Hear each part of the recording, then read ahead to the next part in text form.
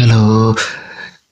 ఈరోజు మనం future perfect continuous tense గురించి తెలుసుకుందాం. Future perfect continuous tense shows an action which will have been going on. Future perfect continuous tense అన్నది ఏదైనా సరే ఒక పని మనం భవిష్యత్తులో ఖచ్చితంగా మొదలు పెడతాము, అది జరుగుతూ ఉంటుందనే విషయం గురించి తెలియజేస్తుంది. ఈ యొక్క ఫ్యూచర్ పర్ఫెక్ట్ టెన్స్ మనం వాక్యాలు తయారు చేయాలంటే దానికి సంబంధించిన స్ట్రక్చర్ ఇప్పుడు తెలుసుకుందాం. దీని యొక్క structure subject plus will or shall plus have plus been plus v1 ing plus object. ఈ విధంగా మనం స్ట్రక్చర్ తెలుసుకోవడం జరిగింది. ఇప్పుడు దీని యొక్క ఎగ్జాంపుల్స్ మనం తెలుసుకుందాం. Example 1, we shall have been learning music.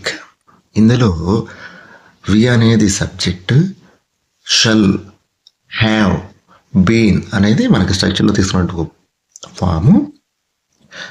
Learn అనేటువంటి వెర్బ్కి ఇంగ్ ఫామ్ చేర్చాం మనం, అప్పుడు లెర్నింగ్ అవుతుంది. అది v1 ఇంగ్ ఫామ్ అంట, learning.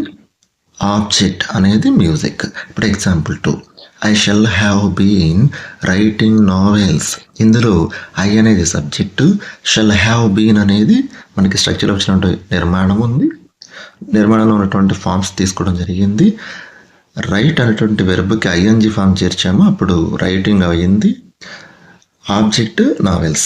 Example 3, you will have been living new apartment.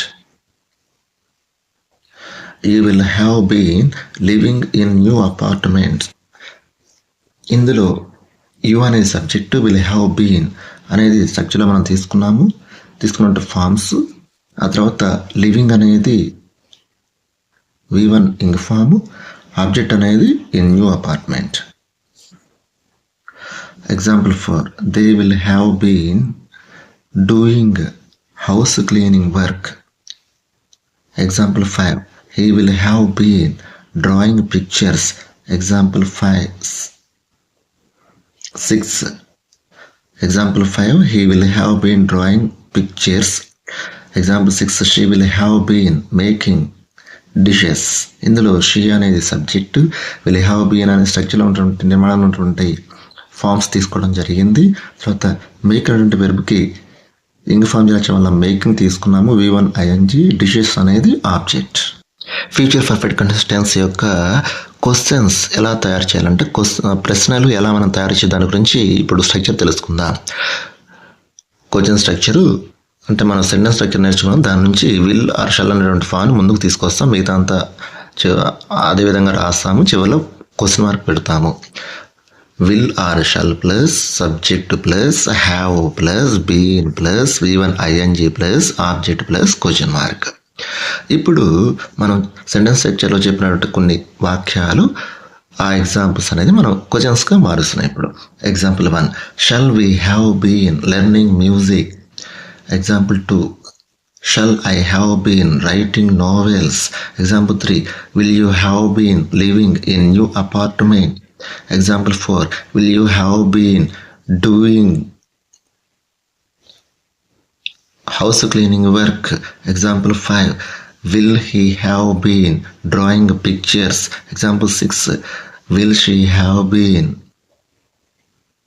making dishes. మరి ఈ వాక్యాలన్నింటిలో కూడా ఫస్ట్ మనం విల్ అనేది తీసుకొచ్చాము, లేదా షల్ అనేటువంటి పాయింట్ మనం ముందుకు తీసుకొచ్చాము. సబ్జెక్ట్స్ అన్నీ కూడా వి, ఐ, యు,